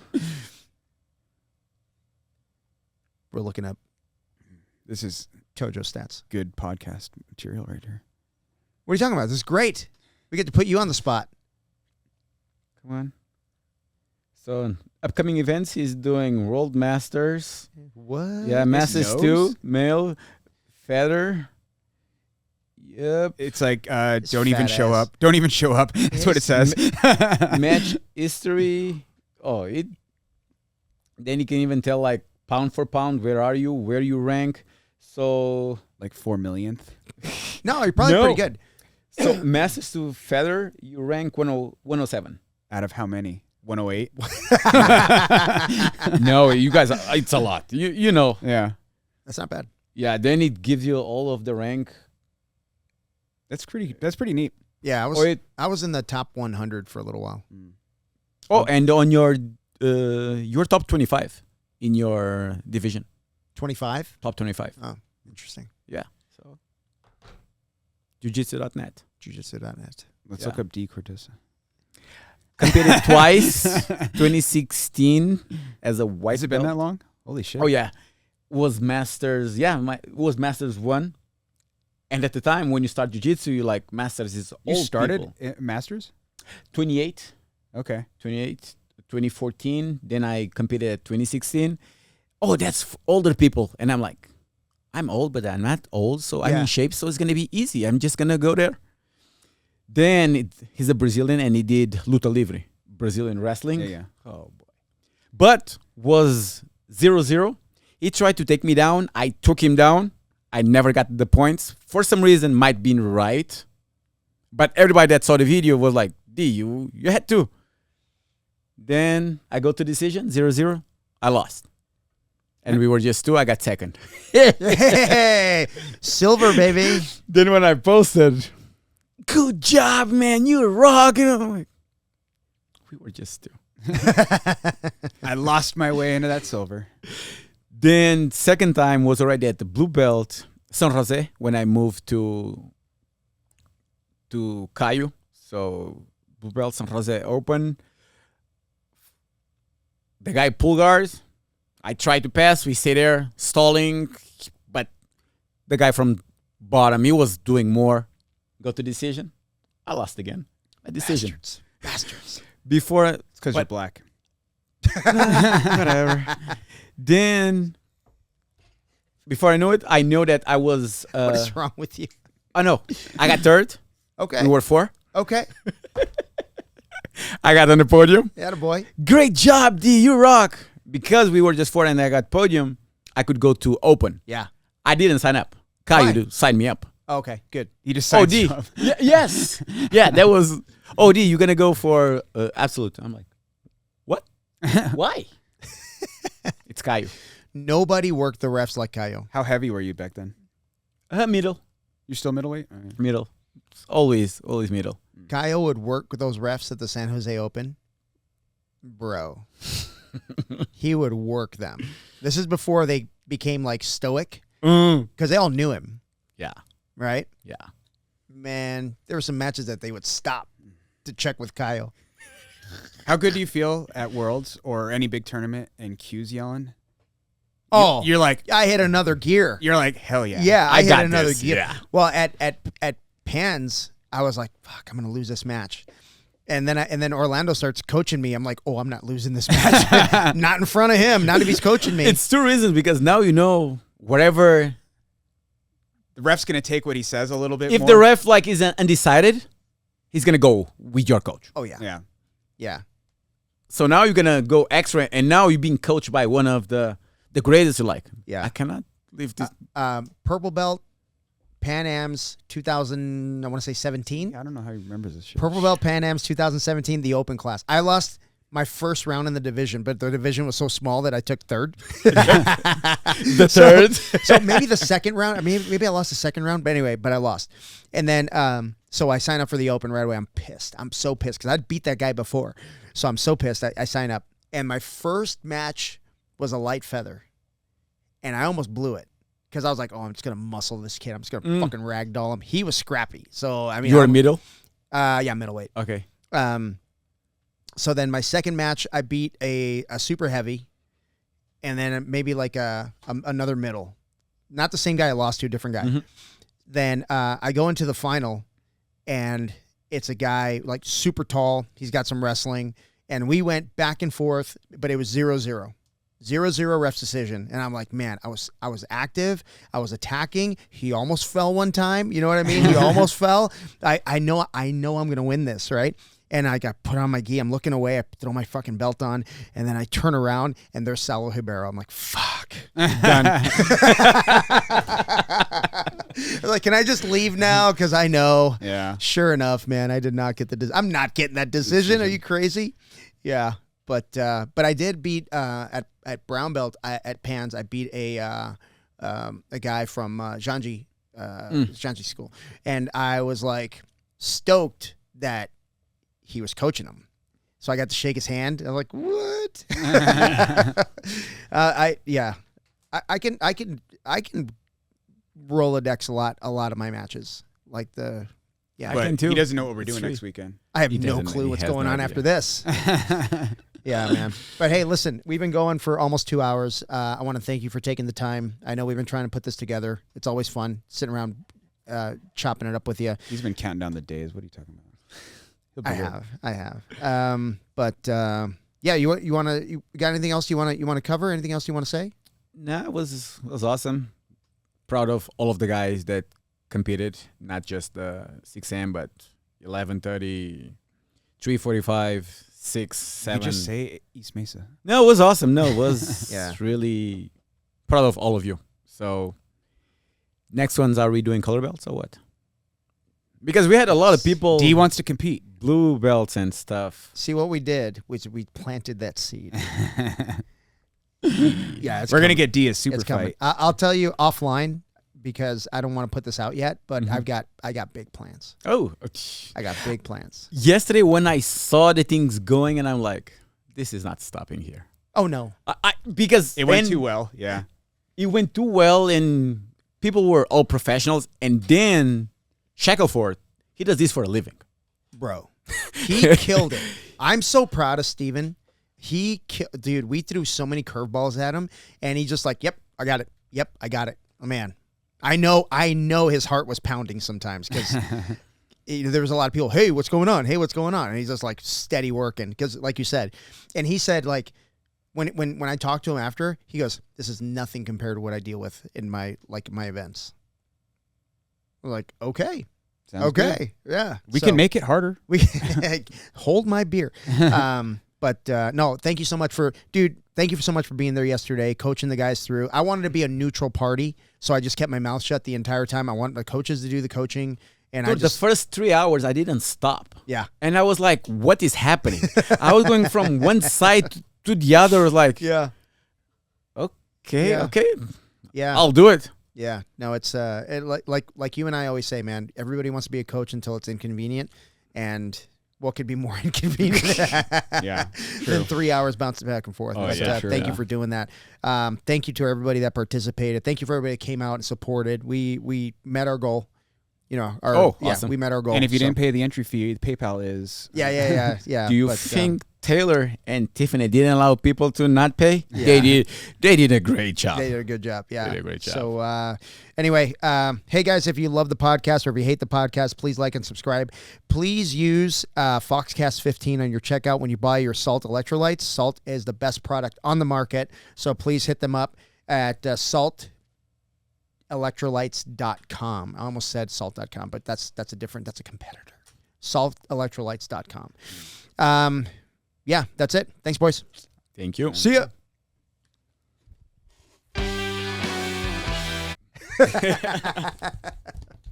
Hey, everybody, if you want to support the podcast, please support us by buying Salt Electrolytes. They are the best electrolyte supplement on the market, and use code Foxcast15 at checkout. That sounds made up. Foxcast15 at checkout. Also, if you want to support the podcast, Don't say it. Don't say it. You're going to say something really stupid. Dude, I just did an awesome promo. buy us whiskey. Buy us whiskey. Ooh, yes. Dude, Buffalo Trace is cheap. Yeah, it's like $24. $24.